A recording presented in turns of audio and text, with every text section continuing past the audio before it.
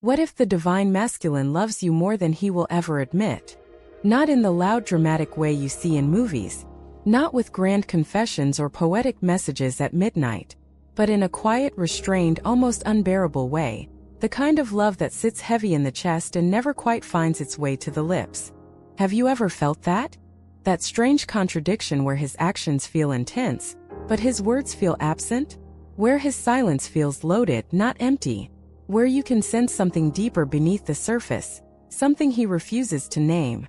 This is where many divine feminines become confused. They ask themselves, if he loves me, why doesn't he say it? If he feels this connection, why does he pull away? If this is real, why does it feel so hidden? But here's the truth most people don't talk about. The divine masculine often loves in silence before he loves in speech. And sometimes that silence is not a lack of love. It is evidence of how deep it runs. The love that feels too big to hold. For many divine masculines, love is not just emotion. It is vulnerability. It is exposure. It is loss of control. And control is something he has spent his whole life protecting. From a young age, many men are taught to suppress feelings, to be strong, to lead, to fix, to never appear weak. Tears are discouraged. Fear is hidden. Tenderness is masked behind humor or logic. So when he meets a connection that bypasses all his defenses, something that touches him at the soul level, it doesn't just feel romantic. Feels destabilizing. You may see it in his eyes before you ever hear it in his voice. That intensity, that unspoken recognition, that moment where the air changes between you. He feels it too. But instead of expressing it, he may retreat. Not because he doesn't care, but because he cares more than he knows how to handle. Why silence can mean depth. Think about this. Have you ever noticed how casual love is easy for him? Flirting is easy. Surface level attraction is easy. Physical connection is easy.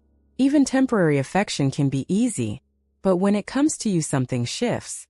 He becomes quieter, more serious, more guarded, almost like he is measuring every word. Why? Because with you it's no longer casual. It's no longer safe. You mirror him.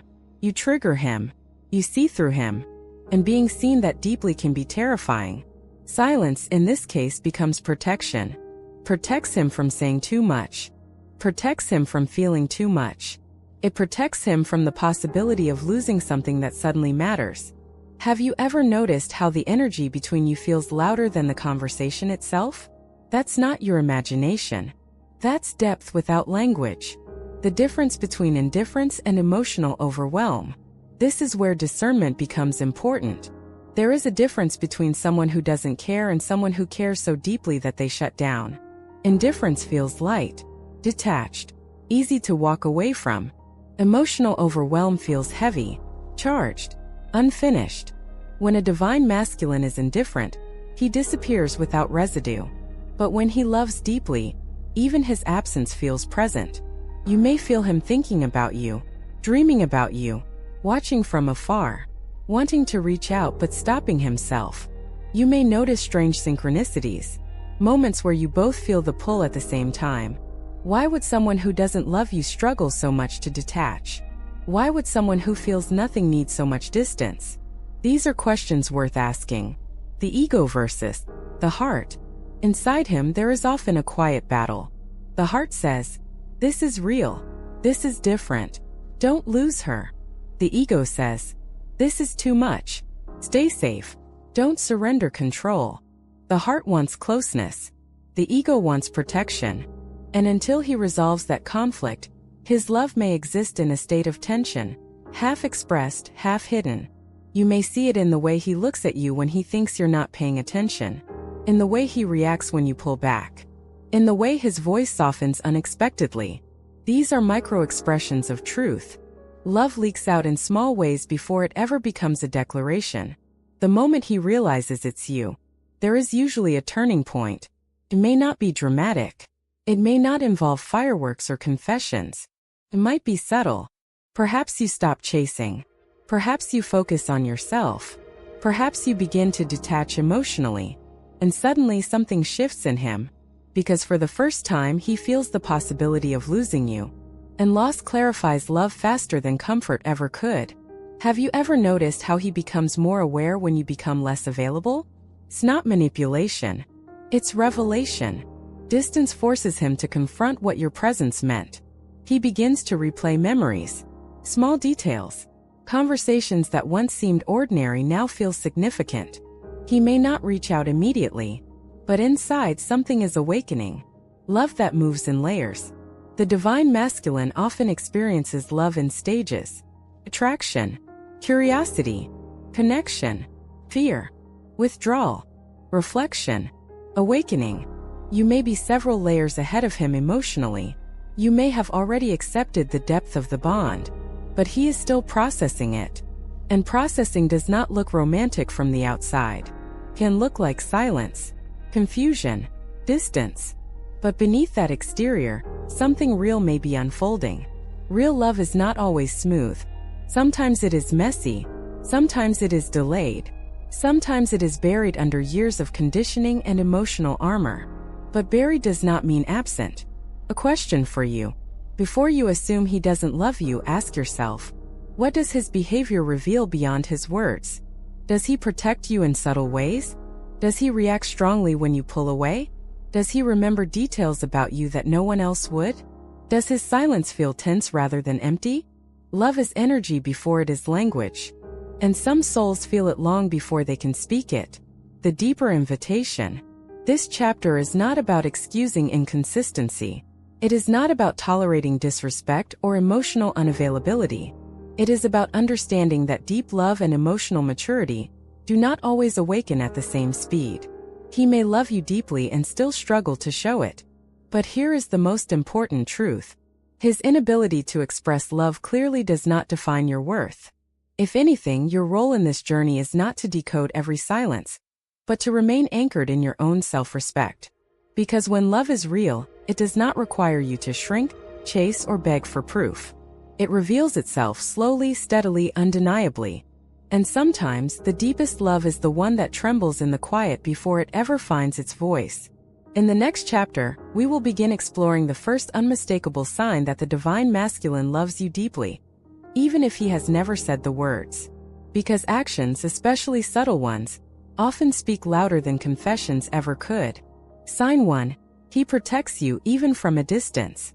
There is a kind of love that announces itself loudly. And then there is a kind of love that stands guard in silence. If the divine masculine loves you deeply, one of the clearest, yet most overlooked signs is this. He protects you. Not always in obvious ways. Not always with dramatic gestures. And sometimes not even up close. Sometimes he protects you from a distance.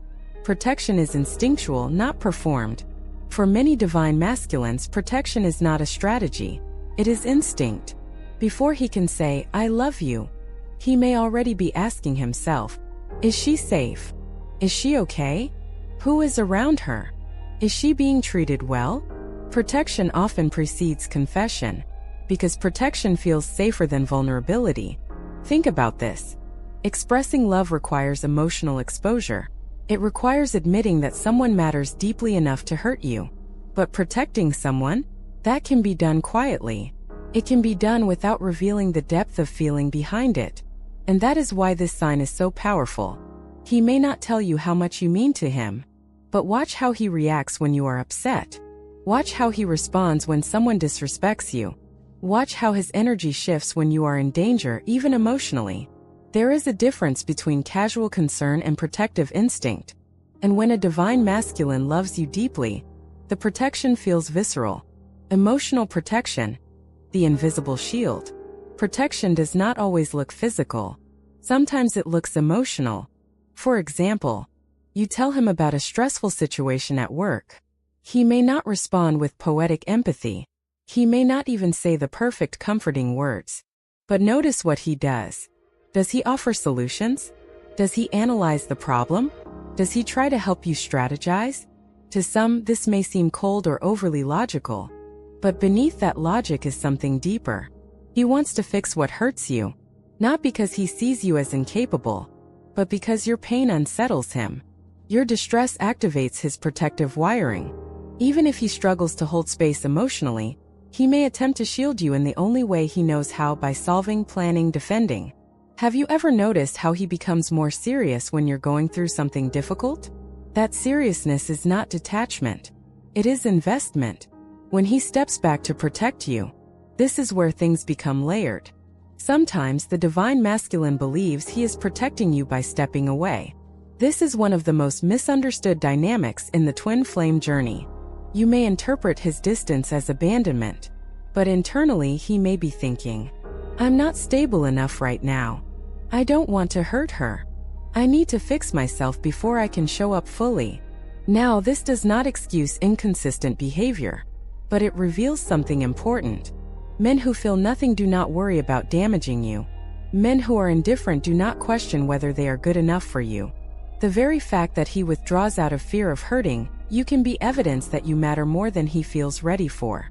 Have you ever noticed that during separation phases he still checks on you indirectly? Maybe through social media. Maybe through mutual friends. Maybe through subtle online presence. Why would someone who doesn't care keep monitoring your well-being? Protection does not disappear just because communication does. The jealousy that reveals care. Let's address something uncomfortable: jealousy. Not toxic possession. Not control.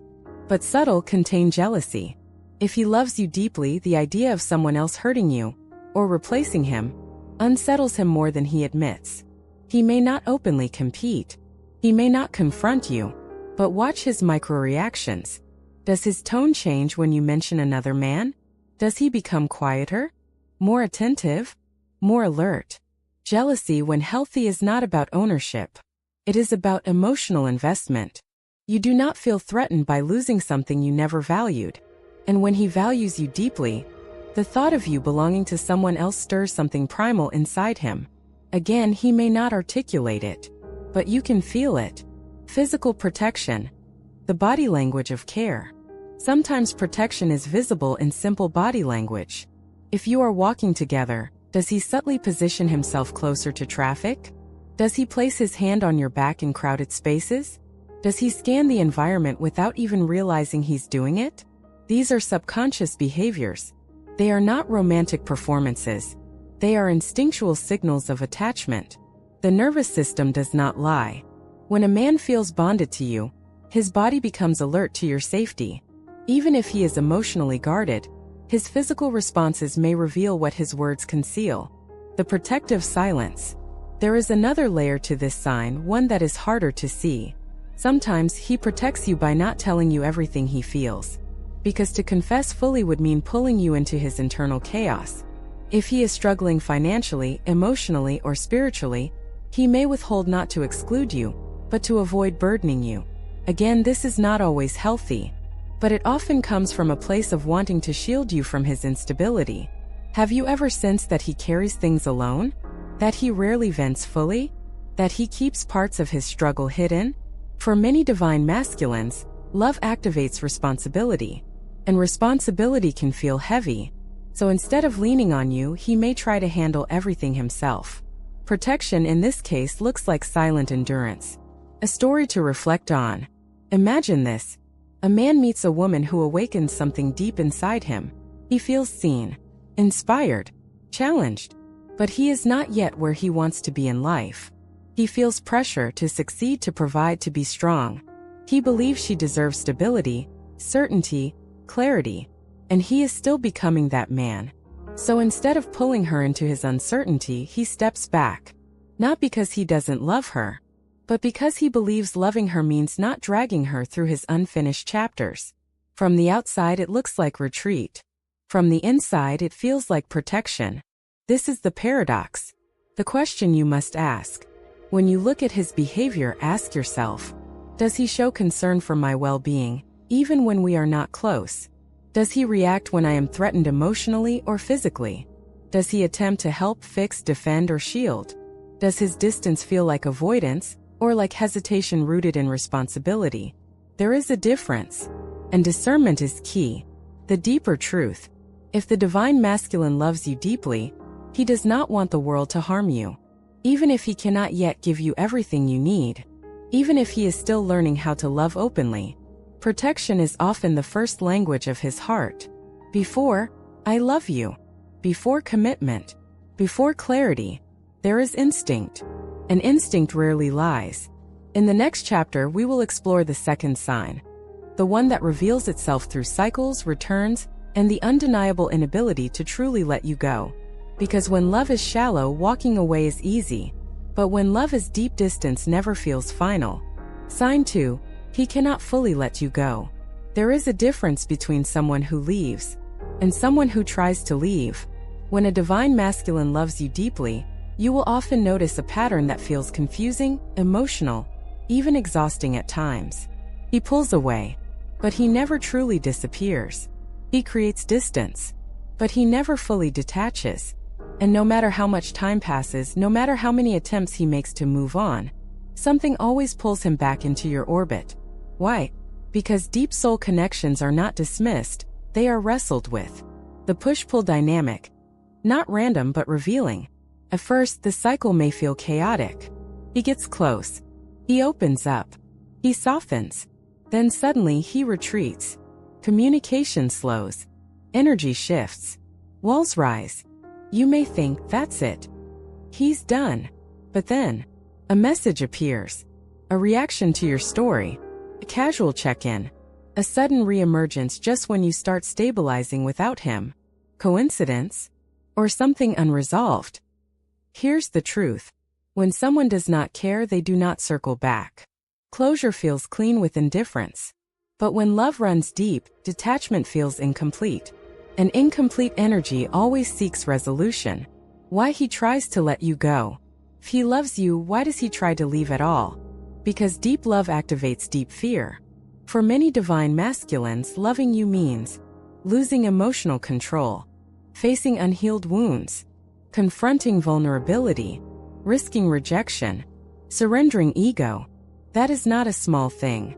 If he has spent years building an identity around independence, strength, logic, or emotional self-containment, then loving you feels like stepping into unknown territory. And the unknown can feel dangerous. So he attempts to retreat. Not because the love is weak, but because it is overwhelming. Have you ever noticed that his withdrawal often follows moments of closeness? After deep conversations, after emotional intimacy, after future-oriented discussions, connection triggers expansion, expansion triggers fear, and fear triggers flight. Moving on doesn't feel natural. One of the clearest signs he cannot fully let you go is this. He may try to replace the connection. He may date someone else, enter a rebound, distract himself with work, immerse himself in new environments. But something feels forced, because you were not surface level. You activated something internal. When a connection touches the soul, it does not disappear just because circumstances change. He may convince himself, it was just intense. It wasn't practical. It wasn't the right time. But late at night, when distractions fade, clarity returns. Have you ever sensed that even when he tries to move forward, part of him is still anchored to you? That invisible thread? That's not fantasy. That's unfinished emotion. The return is never casual. When he comes back, even briefly, pay attention to the energy. Is it light and indifferent? Or is it charged? Does he ask about your life in detail? Does he probe subtly about whether you're seeing someone? Does he linger in conversation longer than necessary? Men who feel nothing do not hover.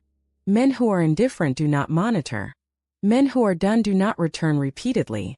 The return itself is evidence of attachment, even if pride prevents him from admitting it. The ego's last stand. Often, the reason he cannot fully let you go is because the ego and the heart are still negotiating. The ego says, you don't need this. Stay independent. Don't risk being vulnerable. But the heart whispers, she feels like home. You won't find this connection easily. You miss her. This internal debate can last months, sometimes years. And during that time, you may experience cycles of distance, reconnection, silence, sudden intensity, another withdrawal. It is not always mature, but it is revealing. Because if the connection were shallow, it would have faded cleanly. The fact that it remains complicated often means it remains significant. The energetic pull. Have you ever noticed something strange?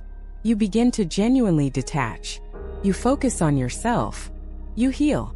You stop checking his social media. You emotionally release expectations. And suddenly, he reappears.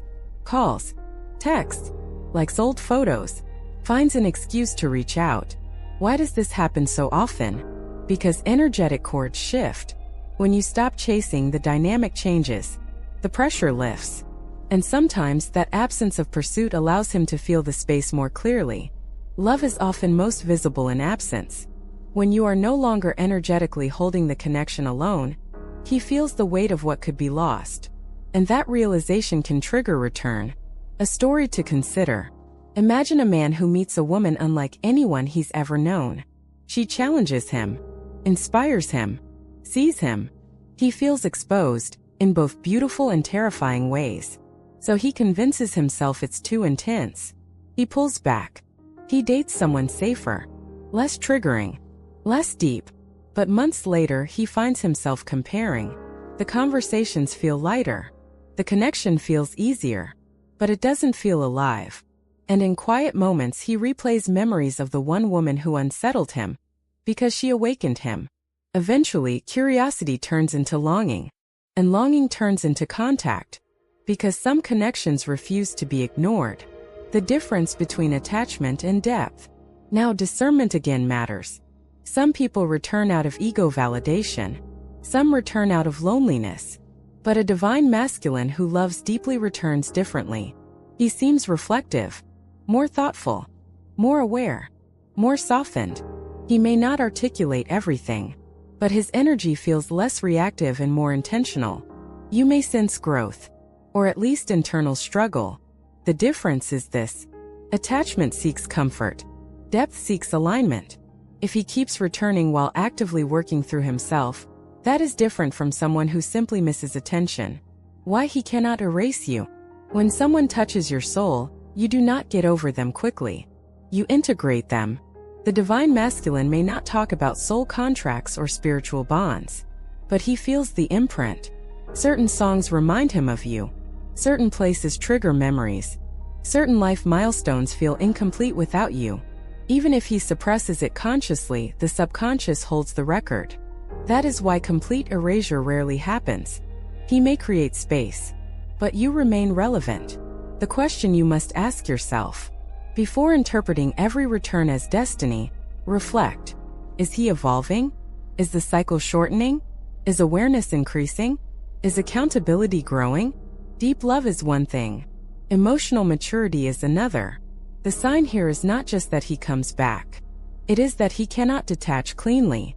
And the inability to detach reveals attachment rooted in depth. The core truth. When the divine masculine loves you deeply, walking away feels unnatural. He may attempt it. He may justify it. He may even convince himself temporarily. But something inside him resists finality. Because you are not just a chapter. You are a turning point. And turning points are not forgotten, they are integrated slowly. In the next chapter, we will explore the third sign. How your personal growth and emotional detachment often trigger his awakening in unexpected ways. Because sometimes, the strongest evidence of his love is revealed not in closeness, but in how he reacts when you begin to truly let go. Sign 3. Your growth triggers his awakening. There is a moment on this journey that feels almost surreal. You stop chasing. You stop analyzing every message. You stop checking if he viewed your story. You stop trying to decode his silence. And instead you turn inward. You focus on healing, on building your life, on rediscovering your identity outside of him. And just when you begin to feel steady without him, he shifts. He reaches out. He softens. He becomes more aware. Coincidence? Or activation? One of the deepest signs that the divine masculine loves you is this. Your growth awakens him. Why your detachment feels like a mirror. The twin flame dynamic is often described as a mirror. Not because you are identical, but because you reflect each other's unhealed spaces. When you were anxious, he felt pressure.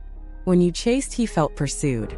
When you feared losing him, he felt the weight of expectation. But when you begin healing, when you regulate your emotions, when you release control, when you detach from outcome, You remove the distortion, and suddenly, he is left alone with himself.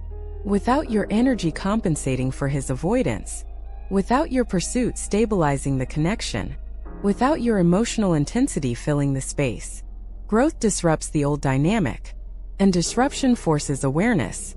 The energetic shift he cannot ignore. You may notice something subtle. When you genuinely start prioritizing your peace not as a strategy but as a transformation, his behavior changes. Maybe he texts after weeks of silence. Maybe he apologizes unexpectedly. Maybe he begins asking deeper questions. Why does this happen? Because your nervous system calms. And when you are no longer energetically pulling, he begins to feel the absence. For a long time, you may have been the emotional anchor of the connection. When that anchor lifts, he feels the drift. And drift creates reflection. Have you ever experienced that moment where you finally feel free? And that's when he reappears? That is not manipulation. That is energetic recalibration. Growth removes the illusion of control.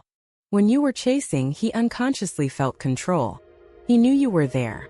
He knew the connection was accessible. He knew you were emotionally invested. But when you grow, something changes. You become sovereign. You stop negotiating your worth. You stop accepting crumbs. You stop waiting. And that sovereignty challenges him. Because now, if he wants you, he must rise.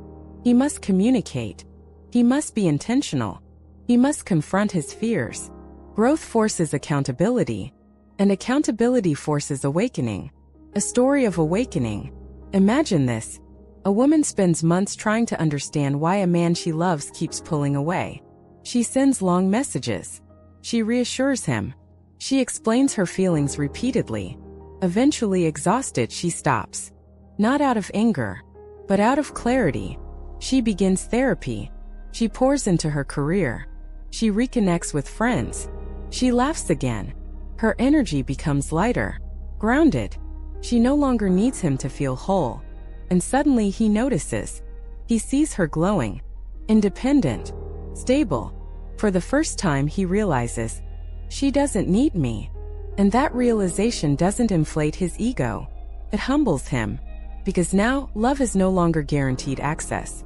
Now he must choose. And choosing requires awakening. Why your healing feels threatening to him. Growth does not only inspire him, can intimidate him. Because when you evolve emotionally, you raise the standard of connection. You become less reactive, less fearful, less attached to outcome. That means old patterns no longer work. If he tries to breadcrumb, you don't chase. If he withdraws, you don't panic. If he tests boundaries, you calmly enforce them. This forces him to confront his behavior. And confronting behavior requires self-reflection. Self-reflection is the beginning of awakening. The difference between manipulation and authentic detachment. Let's clarify something important. Detachment as a strategy feels tense. You detach to get a reaction. You ignore to provoke pursuit. You withdraw to regain power. Authentic growth feels peaceful. You detach because you respect yourself. You focus on your life because you value it. You release because you trust your worth. The divine masculine can feel the difference. If your energy still carries resentment or hidden expectation, he may remain guarded. But when your detachment is real, when you genuinely surrender control, something softens. Because now he is not being pushed. He is being invited. And invitation feels safer than pressure. Why he awakens in stages. Awakening is rarely dramatic. It is subtle. He may begin questioning himself privately. Why do I miss her more now? Why does she seem different? Why do I feel unsettled seeing her happy without me? These are not shallow questions. They are cracks in emotional avoidance. Your growth destabilizes the narrative he created to justify distance. If he told himself you were too emotional, your calm disproves it. If he told himself you needed him, your independence disproves it. If he told himself the connection was exaggerated, your absence disproves it. Growth reveals truth, and truth invites awakening. When he begins to rise, if he truly loves you, your evolution inspires his own. He may start working on his career more seriously, reflect on childhood wounds, Become more emotionally aware. Communicate more intentionally. Not because you forced him, but because love inspires elevation. When someone sees you becoming your highest self, they must decide, do I rise with her, or do I remain comfortable? If he loves deeply, he will eventually choose growth over comfort, even if it takes time. The moment of realization. There is often a turning point. He sees you smiling in a photo. He hears about your achievements. He senses your emotional steadiness. And something inside him whispers, she was never the problem. That realization can be humbling. It requires ego death.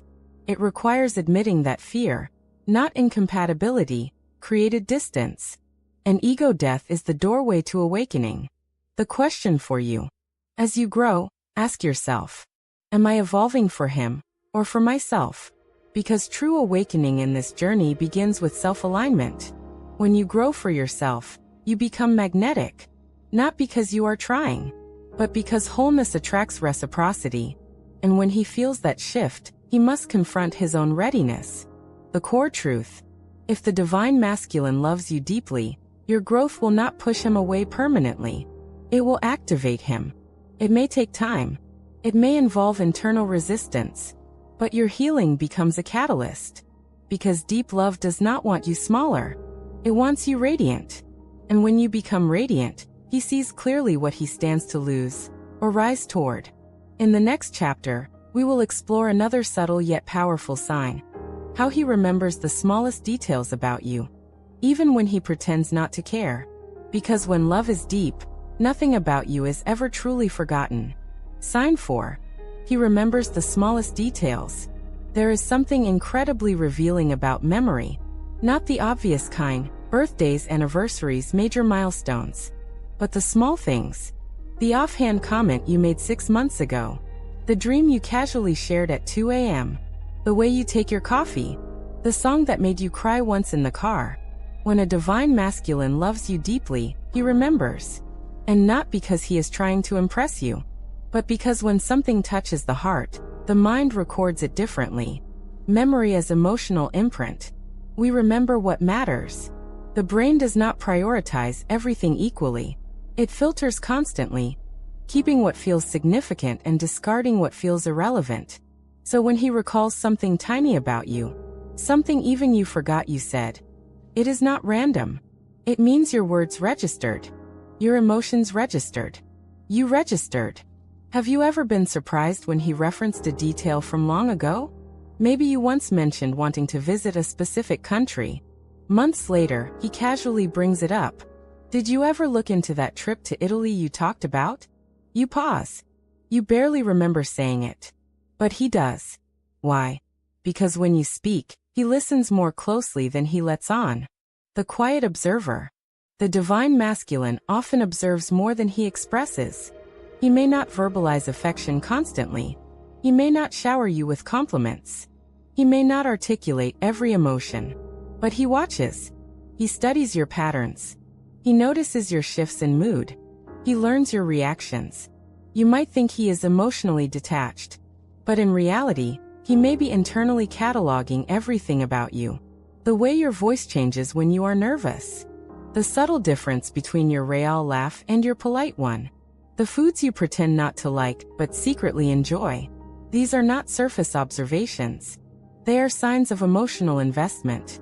Because paying attention requires care. Why details matter more than grand gestures. Anyone can make a big romantic display. But remembering the small things? That requires presence. Presence requires attention.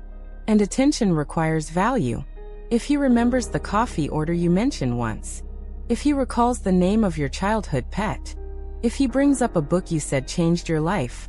It means he stored those details. Not for performance.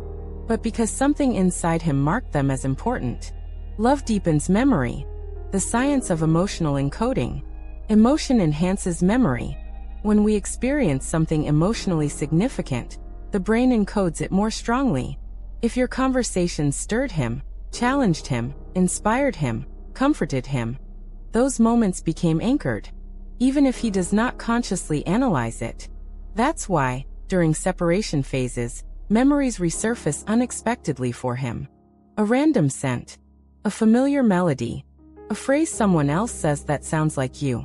Suddenly he is transported back. Because you are not stored as a casual acquaintance. You are stored as an emotional imprint. When he pretends not to care. Sometimes, the most revealing moments happen when he slips. He may try to act neutral, unbothered, logical, but then he says something like, "You always overthink when you're tired." And you blink. Because that's true. Or he notices, "You haven't been sleeping much lately, have you?" Even though you didn't mention it. These observations expose something deeper. Indifference does not pay that kind of attention. Indifference forgets. Depth remembers. A story of the forgotten detail. Imagine this. A woman once told a man that as a child, she used to sit on her rooftop at night and talk to the stars when she felt lonely. It was a small confession. Intimate. But fleeting. Months later, during a quiet conversation, he says, "You still talk to the stars when things get heavy?" She freezes. She never repeated that story. He remembered. Not because it was dramatic, but because it revealed something vulnerable. And vulnerability leaves an imprint. When someone loves you deeply, they remember the moments you let your guard down. The difference between habit and depth. Of course, some people are naturally detail-oriented. But this is different. This is not about remembering logistics. It is about remembering essence. He may forget appointments. He may forget errands. But he remembers how you felt when you talked about your father. He remembers the tremor in your voice when you described your fears. He remembers the passion in your eyes when you discussed your dreams. Because those moments moved him. And what moves us, we do not easily forget. During separation, memory becomes louder. When distance enters the connection, memory often intensifies. Without your physical presence, the mind fills in the gaps. He replays conversations. He revisits shared experiences. He remembers specific looks, tones, and touches. Memory becomes a bridge. Sometimes he may reach out referencing something random. "I heard that song you liked today. I drove past that cafe you always wanted to try." These are not accidents. They are emotional echoes. He may not say, "I miss you," but he references you. And reference is remembrance. Why small details reveal big feelings. Love is not just intensity. It is attentiveness. If he remembers that you get quiet when you're overwhelmed. If he notices when your energy shifts. If he brings up a goal you once whispered shyly. It means you occupy mental space. Not temporarily, but persistently. And persistence is a marker of depth. Ask yourself, do people who don't care remember who you are beneath the surface? Or do they only recall what benefits them? Depth remembers your interior world. When memory softens him, sometimes you will see it in his expression. A pause. A distant look. As if he is replaying something. You may sense nostalgia. Not superficial nostalgia, but reflective tenderness. Because memory does something powerful. It reconnects him to how he felt with you. And feelings are harder to suppress when they are relived internally. Even if pride keeps him silent. The question to reflect on. Instead of focusing only on what he says, ask, does he remember who I am? Not just what I provide. Does he recall my fears, dreams, quirks, and stories? Does he reference moments that mattered to me, even if they seem small? Because remembering is not accidental. It is intentional at a subconscious level. The deeper meaning. When the divine masculine loves you deeply, he carries pieces of you with him. In phrases, in songs, in habits, in memory. You become integrated into his internal world. And integration is not casual. It is emotional architecture. You become part of how he thinks, part of how he reflects, part of how he measures future connections. And that is not something easily erased. The core truth. He may not say everything he feels. He may struggle to articulate the depth. But if he remembers you, consistently, specifically, intimately, it is because you touched him in a way that altered his internal landscape. And when someone alters your internal landscape, you do not forget them. In the next chapter, We will explore another subtle yet powerful sign: how his silence carries weight, tension, and emotion rather than emptiness. Because sometimes the loudest confession is hidden in what is left unsaid. Sign 5. His silence feels heavy, not empty. Silence can mean many things. It can mean indifference. It can mean avoidance. It can mean peace. But sometimes it means depth. One of the most misunderstood signs that the divine masculine loves you deeply is this: when he goes silent, it does not feel empty. It feels heavy, charged, unfinished, almost alive. Have you ever experienced that kind of silence? Where there are no messages, no calls, no explanations. Yet somehow, the connection still feels present? That is not imagination. That is unresolved emotion. The difference between empty silence and heavy silence. Indifference is quiet, but it is light. It does not linger. It does not pull at your intuition. It does not create energetic tension. When someone truly does not care, their absence feels clean. There is no undercurrent, no emotional static, just space. But when a divine masculine loves deeply and withdraws, the silence feels different. It feels dense. You may sense him thinking about you. You may dream about him unexpectedly. You may feel waves of emotion that don't seem to originate from you alone. Heavy silence carries emotional charge, because love does not evaporate simply because words stop. Why he chooses silence instead of expression. To understand heavy silence, you must understand internal conflict. For many divine masculines, love creates vulnerability. Vulnerability feels risky. Risk triggers defense. And defense often looks like silence. When he cannot find the right words. When he fears saying too much. When he worries about losing control. He withdraws. Not always to punish. Not always to manipulate. But to regulate himself. Silence becomes his coping mechanism. Instead of expressing confusion, he internalizes it. Instead of admitting fear, he suppresses it. Instead of risking rejection, he retreats. And from your side, it feels like abandonment. But internally, it may feel like containment. The emotional storm behind the quiet. Silence does not mean absence of feeling. Often it means too much feeling. Imagine this. He replays conversations in his head. He questions whether he handled things poorly. He wonders if reaching out will make him look weak. He debates whether he is ready to give you what you deserve. These thoughts swirl privately. He may appear calm externally, but internally there is movement. You feel it because the connection is still active. Have you ever sensed that right before he contacts you again, the energy intensifies? Almost like something is building? That buildup often happens during silent processing, when silence is protective. Sometimes his silence is an attempt to protect both of you. If he is overwhelmed emotionally, if he feels inadequate, if he fears hurting you unintentionally, he may choose space rather than chaos. From his perspective, silence prevents damage. From yours, it feels like confusion. This is the paradox of masculine coping patterns. He may believe that speaking before he is clear will create more harm. So he waits, processes, struggles internally, and says nothing. But saying nothing does not equal feeling nothing. The body knows. One of the clearest indicators that his silence is heavy rather than empty is how your body reacts. Empty silence brings calm detachment. Heavy silence brings intuitive tension.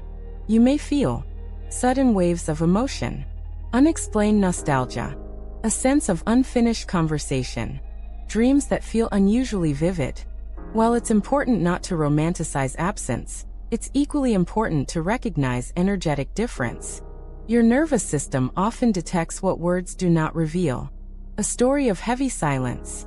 Imagine a man who deeply loves a woman, but feels unprepared for commitment. He fears disappointing her. He fears failing. So when conversations begin to move toward seriousness, he withdraws. Days turn into weeks. He does not reach out. From the outside, it looks like he moved on. But internally, he checks her profile repeatedly. He types messages and deletes them. He replays the last conversation, wondering if he misread something. His silence is not ease. It is restraint. When he finally reaches out, it's not casual. It carries tension, emotion beneath composure. That is heavy silence breaking. Why pride extends the quiet. Pride can stretch silence longer than necessary. If he fears rejection, he may wait for you to initiate. If he feels embarrassed about past behavior, he may avoid confrontation. If his ego resists vulnerability, he may convince himself distance is strength. But pride does not dissolve emotion. It only delays expression. This is why silence can feel prolonged yet unresolved. Because internally, the dialogue never stopped. The subtle signs his silence is emotional. Pay attention to subtle clues. When he reappears, does he bring up something meaningful from before? Seem emotionally charged even in casual conversation? Reference time that passed as if he felt it deeply? Does he avoid eye contact at first, then soften? Does his voice carry hesitation? These are indicators that silence was not emptiness. It was internal processing. Men who feel nothing do not return with emotional residue. They return neutrally, detached, light. But when silence was heavy, reconnection carries weight. The danger of misinterpretation. It's important not to romanticize every quiet phase. Sometimes silence truly is avoidance without growth. Discernment matters. Ask yourself, is there emotional evolution when he returns? Does the silence shorten over time? Is accountability increasing? Heavy silence often leads to deeper awareness. Empty silence leads to repetition. Your intuition will feel the difference. When silence becomes awakening, there comes a point where internal processing reaches a threshold. He can no longer ignore what he feels. He can no longer pretend detachment. And silence transforms into realization. This realization may not appear dramatically. It may show up as more honest communication, increased consistency, emotional openness that wasn't there before. Because silence, when rooted in depth, often precedes breakthrough. The question you must hold. Instead of asking only, why is he silent? Ask, what does this silence feel like? Does it feel final? Or does it feel suspended? Does it feel like peace? Or does it feel like tension waiting to resolve? Your emotional body often knows before your mind does. The core truth. When the divine masculine loves you deeply, even his silence carries emotion. It is not clean. It is not detached. It is layered with internal conflict, reflection, fear, longing, and restraint. This does not mean you wait indefinitely. This does not mean you tolerate inconsistency. But it does mean you recognize that love does not always express itself immediately or perfectly. Sometimes it gathers courage in the quiet. And when it finally speaks, it carries the weight of everything that was left unsaid. In the next chapter, we will explore the deeper internal battle, the ego versus the heart, and how this conflict shapes his actions throughout the journey. Because behind every heavy silence, there is often a war between fear and love. Have you ever felt it? That silence that isn't really silent. That space between you and the divine masculine that feels charged, thick, almost electric. You look at your phone. No message. No call. No explanation. And yet somehow, it doesn't feel like he's gone. It feels like he's there, just not speaking. And that is the difference between absence and suppression. Because when a man truly doesn't care, his silence feels light, detached, neutral. But when the divine masculine loves you deeply and cannot express it, his silence feels heavy. Why? Because unspoken love has weight. The silence that speaks. Let's be honest. Silence is terrifying when you're emotionally invested. Your mind starts asking questions. Did he move on? Was I wrong about everything? Did I imagine the connection? But here's the deeper layer most people miss. There are two types of silence. 1. Indifferent silence, calm, distant, energetically neutral. 2. Overwhelmed silence, intense, emotionally charged, energetically loud. When a divine masculine is overwhelmed by feelings he doesn't know how to process, he often chooses the second. He withdraws not because he feels nothing, but because he feels too much. Why deep feelings create withdrawal?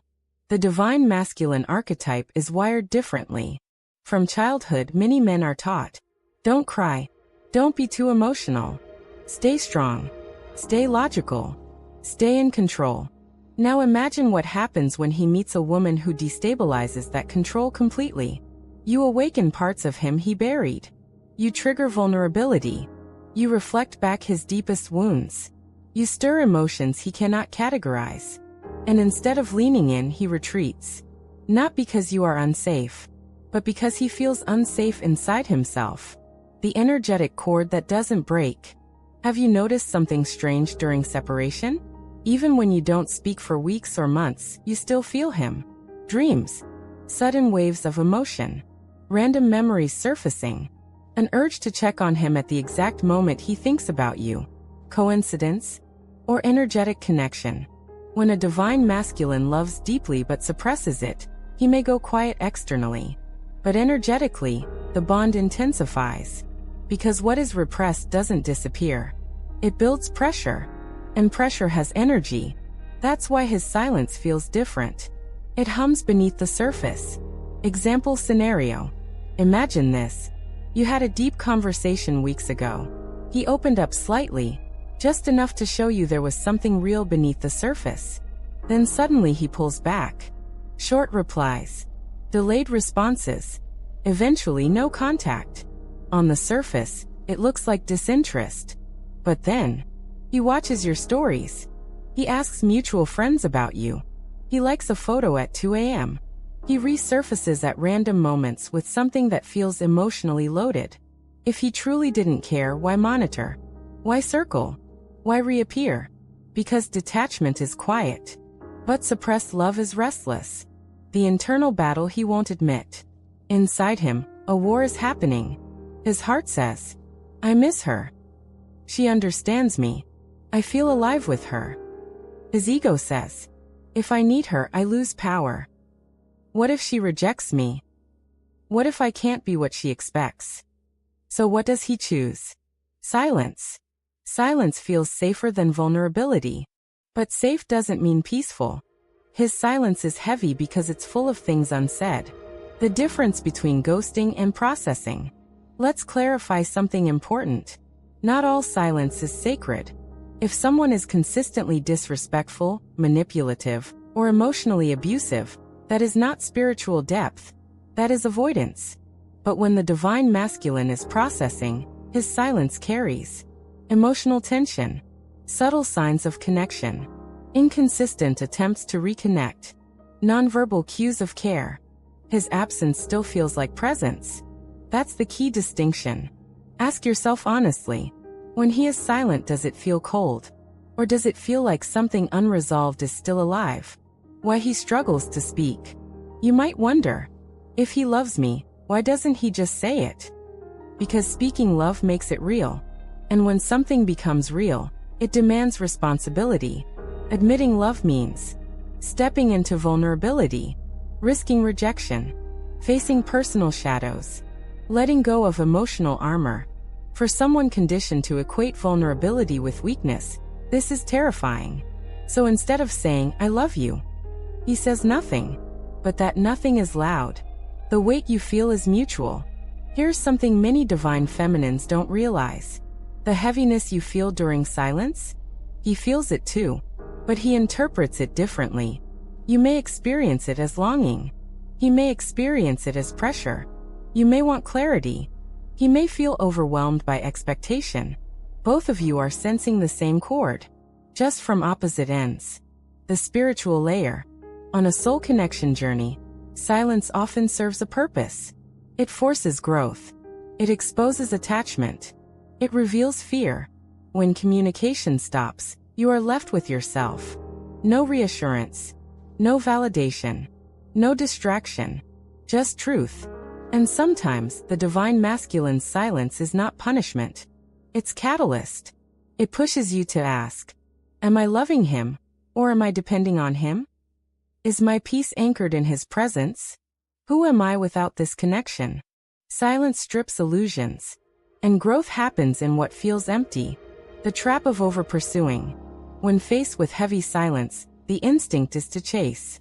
To send another message. To demand clarity. To explain your feelings again. To fix what feels broken. But here's the paradox. The more you chase, the safer he feels staying silent. Why? Because pursuit removes his need to confront his emotions. If you fill the space, he doesn't have to. True shift happens when you stop reacting to silence. When you hold your energy. When you allow him to feel the absence of your reassurance. That's when suppressed love rises to the surface. Silence as a mirror. His silence reflects something. Maybe his fear. Maybe your attachment. Maybe both. But it always reflects growth opportunity. If his silence makes you spiral, ask, what belief is being triggered? I'm not chosen. I'm not enough. I'm abandoned. Those wounds likely existed long before him. He is simply activating them. And sometimes the deepest love doesn't soothe wounds. It exposes them. When silence breaks, eventually, one of two things happens. 1. He transforms and returns with clarity. 2.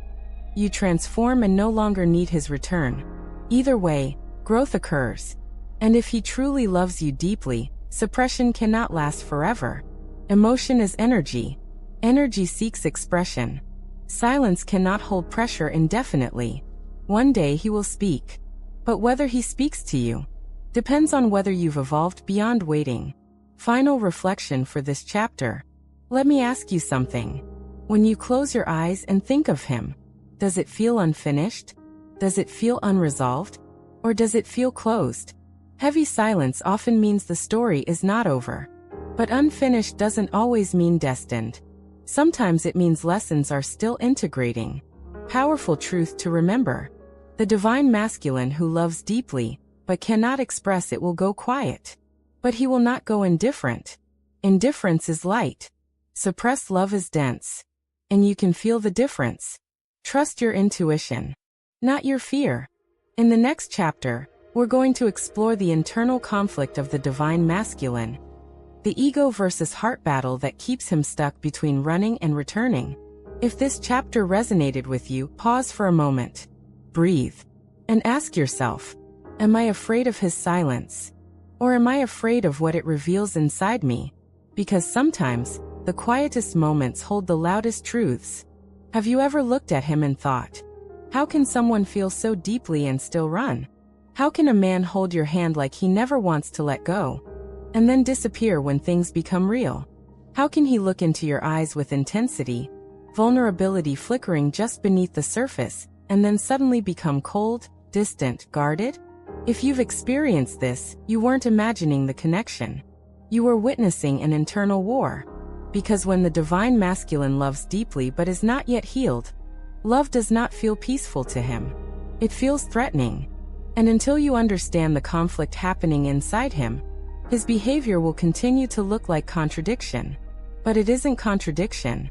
It's collision. The ego versus the heart. Inside the divine masculine, there are two powerful forces constantly battling for control. The heart says, this is real. She sees me. I feel safe with her. I don't want to lose this.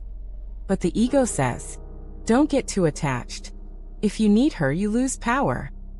What if she leaves? What if you're not enough? And here's the painful truth. For many men, the ego has been their survival strategy for years. It helped them build careers. It helped them appear strong. It helped them avoid rejection. It helped them suppress pain. So when love arrives, especially soul-level love, it doesn't feel romantic at first. It feels destabilizing. Because the ego senses something it cannot control. Why love feels like loss of control. The divine masculine archetype is deeply tied to structure, leadership, protection, and control. He is used to managing environments, solving problems, taking action, staying composed. But love, real love, cannot be controlled. It softens him. It exposes him. It makes him emotionally visible. And vulnerability feels like standing without armor. Imagine spending your entire life building walls, only to meet someone who walks straight through them. That's what this connection feels like to him. You don't attack his defenses. You dissolve them. And that is terrifying. The childhood root of the conflict. This inner conflict didn't start with you.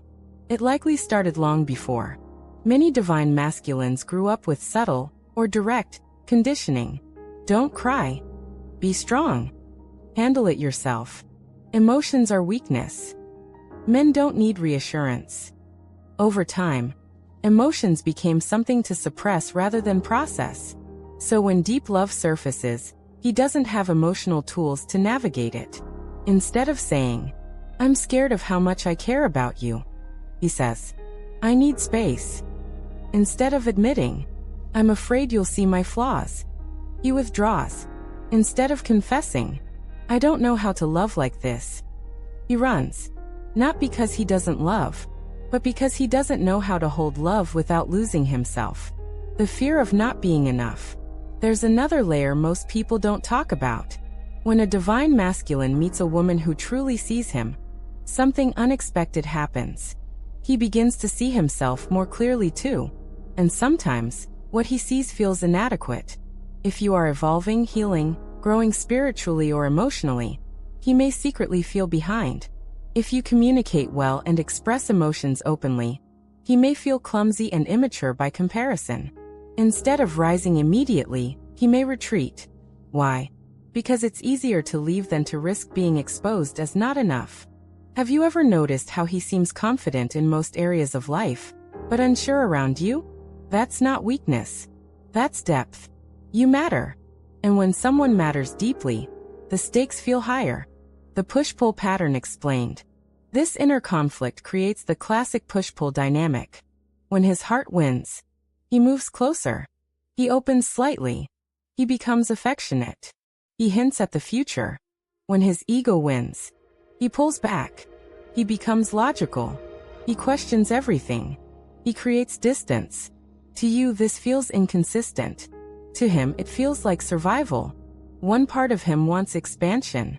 The other wants protection. And until he integrates both, he will swing between them. Why he tests the connection. Sometimes the divine masculine will unconsciously test the bond. He might pull away to see if you chase. Act distant to see if you care. Create conflict to see if you stay. Not because he wants drama, but because he wants reassurance without directly asking for it. He wants proof that love is safe. Yet the irony is this. The more he tests, the more unstable the connection feels. Because healthy love doesn't require silent experiments.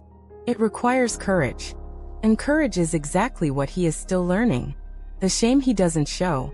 There is often quiet shame beneath his silence.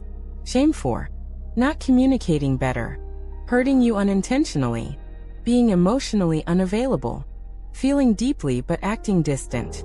But instead of expressing shame, he masks it with pride. He tells himself, "She deserves better. It's not the right time. I'm too busy. I'm not ready." Sometimes those statements are partially true, but often they are shields protecting a vulnerable core. The awakening phase. Here's something powerful. When the divine masculine truly loves you deeply, he cannot remain asleep forever.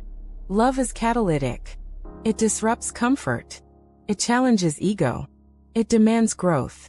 Even if he runs, the connection lingers. Even if he dates others, comparison happens. Even if he distracts himself, you remain in his subconscious. Because real love doesn't vanish under distraction. It waits. And eventually, his internal war becomes exhausting.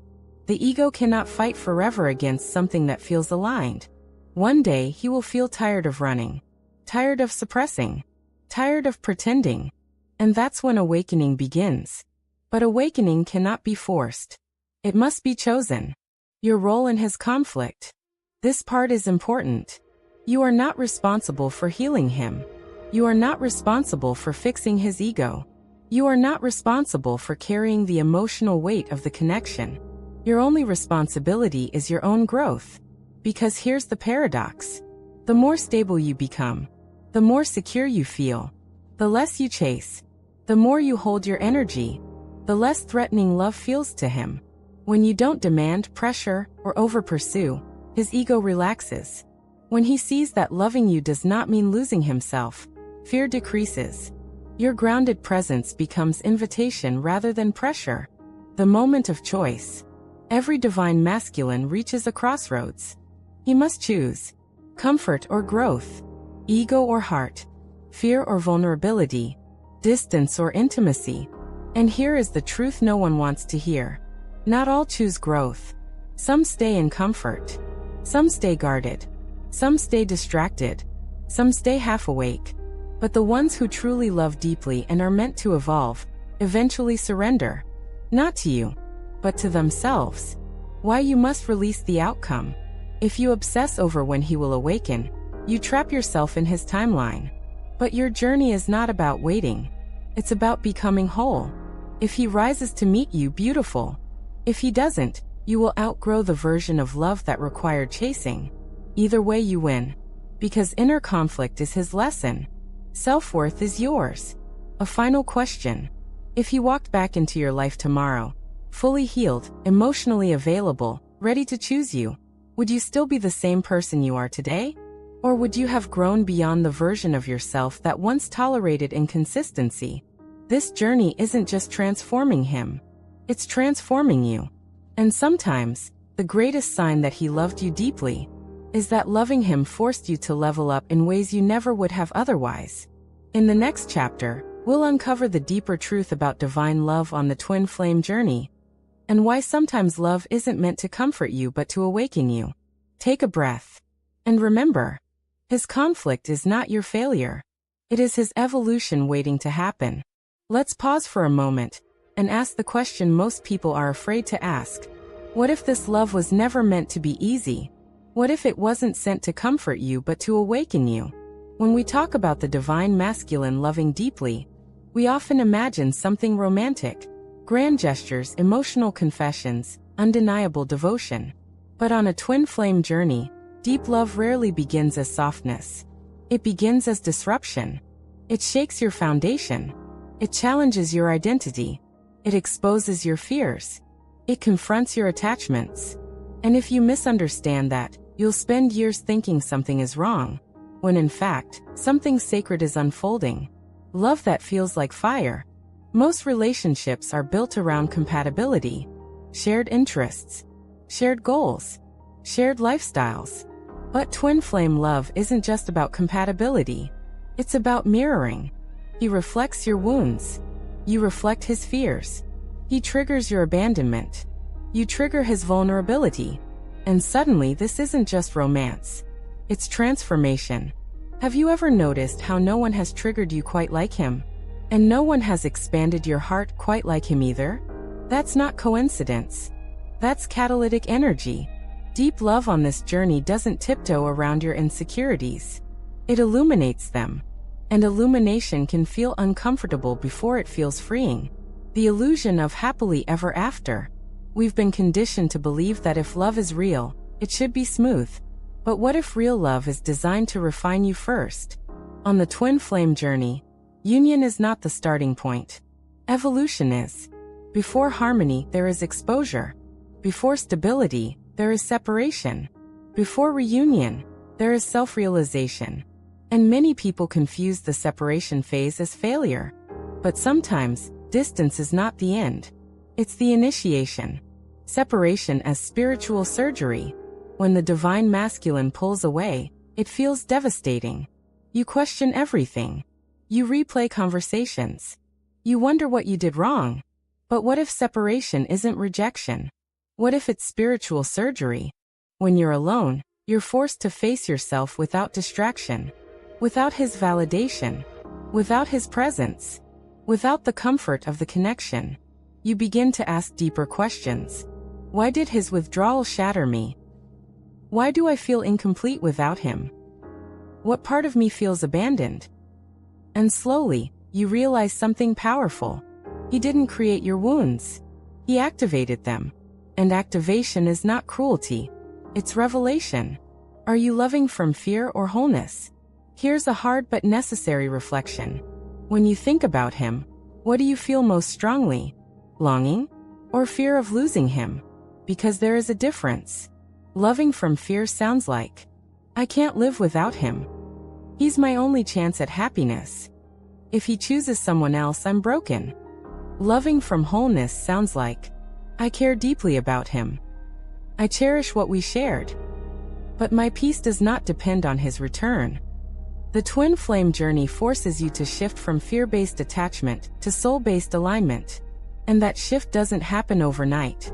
It happens through heartbreak, surrender, and growth. When love stops being about possession, one of the deepest truths about this journey is this.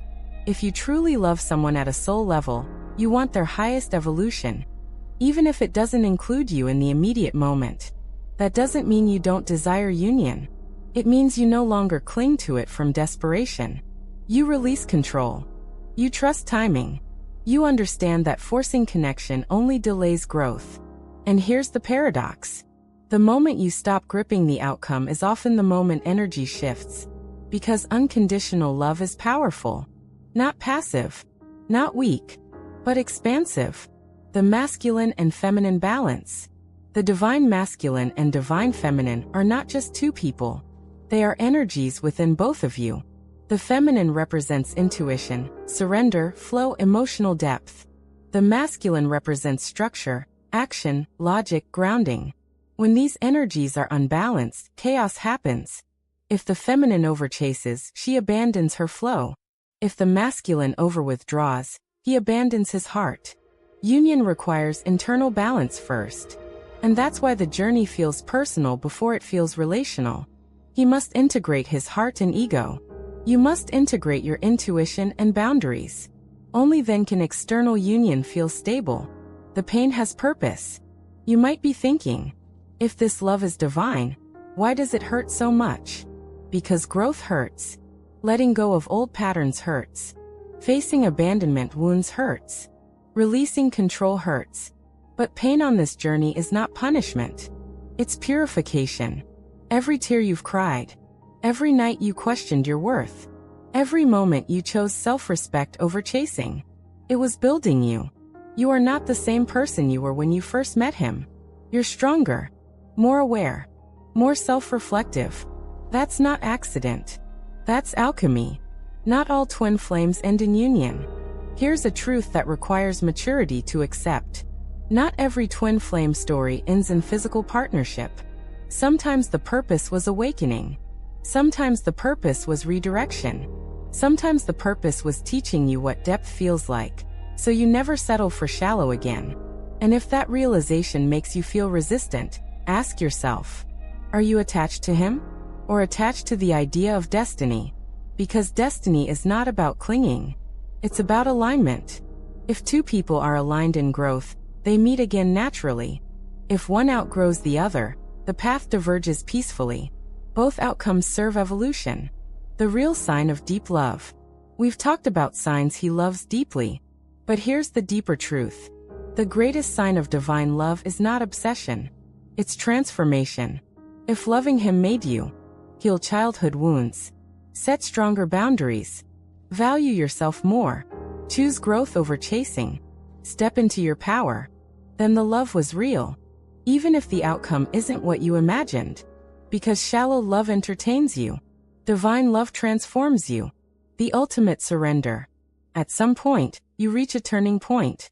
You stop asking, when will he come back? And start asking, who am I becoming? You stop checking your phone. You start checking your heart. You stop trying to decode his silence. You start honoring your peace. And something shifts. You feel lighter. Not because you stopped loving him, but because you stopped abandoning yourself. That's the true initiation. That's the moment you embody divine feminine power. And from that place, love no longer feels like desperation. It feels like choice. A final reflection. Close your eyes for a second and imagine two versions of yourself. The first version is waiting, watching, analyzing, hoping he changes. The second version is grounded, radiant, focused on her purpose, open to love, but not dependent on it. Which version feels more powerful? Which version feels closer to your highest self? The twin flame journey is not about chasing reunion. It's about becoming unshakable. Because when you are unshakable, you don't fear love. You attract it, aligned and equal. Let's bring this full circle. We started with the question, what are the signs the divine masculine loves you deeply? We explored his protection, his inability to let go, his awakening through your growth, his memory of small details, his heavy silence, his internal conflict, the transformative nature of this connection. But now we arrive at the most important truth of all. The deepest sign of divine love is not what he does. It's what you become. Because this journey was never only about him loving you. It was about you remembering who you are. When the chase ends, there comes a moment, subtle at first, when something inside you shifts. You wake up one morning and notice. You didn't check your phone first. You didn't replay the past in your head. You didn't feel that anxious pull in your chest. Instead, you feel calm. Not indifferent. Not cold. Just steady. And that's when you realize something profound. You stop chasing. Not because you stopped caring, but because you stopped abandoning yourself. For so long, your energy may have been outward, analyzing his words, decoding his silence, waiting for signs, hoping for clarity. But empowered love turns that energy inward. You begin asking, what do I need? What makes me feel secure? What kind of partnership aligns with my highest self? And suddenly, the story changes. The shift from waiting to choosing. There is a massive difference between waiting for someone to choose you and realizing you are the chooser. When you were in the thick of the connection, it might have felt like he held the power. If he reached out, you felt high. If he pulled back, you felt low. Your emotional state fluctuated based on his behavior. But true empowerment begins when your peace is no longer dependent on his actions. You start understanding. If he comes back healed and ready, you will choose whether he aligns with you now. If he remains stuck in ego, you will lovingly release him. That's power. Not control over him. Control over yourself. The divine feminine fully embodied. When the divine feminine energy matures, she becomes magnetic. Not because she chases. Not because she convinces. Not because she overgives. But because she is anchored. She knows her worth. She honors her boundaries. She radiates without forcing. And here's the paradox that surprises many people. When you truly embody this energy, one of two things happens. 1. The divine masculine rises to meet you. 2. Someone even more aligned enters your life. Either way you win. Because the goal was never to shrink yourself to keep someone. The goal was to expand into your full self. If he returns, let's talk about the scenario many secretly hope for. What if he comes back? What if one day he sends that message, calls you, shows up differently, admits his fear, expresses his love clearly? Would you fall back into old patterns? Or would you meet him as the evolved version of yourself? This is the critical moment. Because if he returns, it must be to a new dynamic. No more chasing. No more guessing. No more breadcrumbs. Empowered love requires clear communication, emotional accountability, mutual effort, consistency. If he truly loves you deeply and has grown, he will be willing to meet you at this level. And if he cannot, you will have the strength to walk away peacefully. That's the difference between awakened love and attachment. If he doesn't return, now let's address the other possibility. What if he never comes back? What if the silence remains? What if the chapter closes?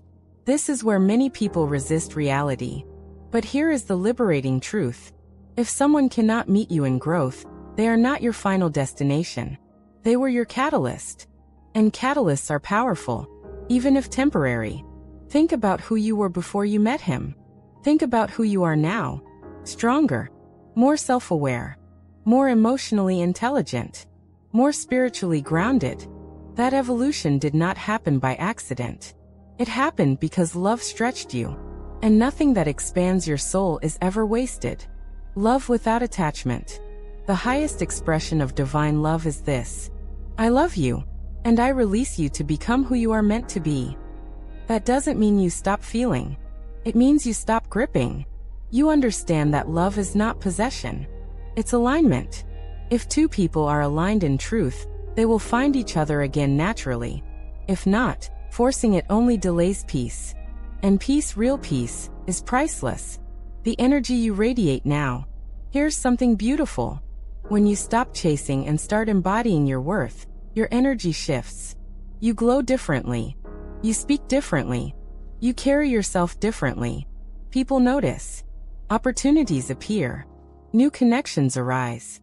Life feels expansive instead of constricted. Because attachment contracts energy, self-trust expands it. And when you are expanded, love flows toward you effortlessly. The ultimate realization. After everything, the highs, the lows, the separation, the longing, you arrive at a powerful realization. You were never incomplete. You were never unchosen. You were never lacking. The connection didn't enter your life to validate your worth. It entered to reveal it. The divine masculine's love, whether expressed perfectly or imperfectly, was a mirror. It showed you the depth you're capable of, the intensity you can hold, the strength you have within. And once you see that, you stop looking outside for confirmation. You become the love you were waiting for. A question to reflect on. If the universe told you today, you will experience a love even deeper than this, but only if you release control and trust your path. Would you let go? Or would you cling to what feels familiar? Growth always asks for surrender first. And surrender is not giving up. It's giving in to something higher than fear. Your story is still unfolding. No matter where you are right now. In union, in separation, in confusion, in healing. Your story is not finished. Love evolves. People evolve. You evolve. And the most powerful thing you can do is continue becoming the version of yourself that feels whole with or without him. Because that version of you, she doesn't beg. She doesn't chase. She doesn't settle. She attracts. Final inspirational message. If he loves you deeply, it will reveal itself in time. If he doesn't rise, someone else will. Either way, your destiny is not dependent on one person's readiness. It is aligned with your growth. So hold your head high. Trust your intuition. Honor your boundaries. Choose yourself daily. Because the moment you fully choose yourself is the moment everything aligns. If this series resonated with your heart, I want you to do 3 things. First, comment below. Which sign hit you the hardest, and why? Second, like this video if it helped you see your situation with more clarity and strength. And finally, subscribe and turn on notifications, because in the next video, we're going to dive into why the divine masculine runs when he knows you're the one. Remember, you are not chasing love. You are becoming it. And the right energy will always recognize its match.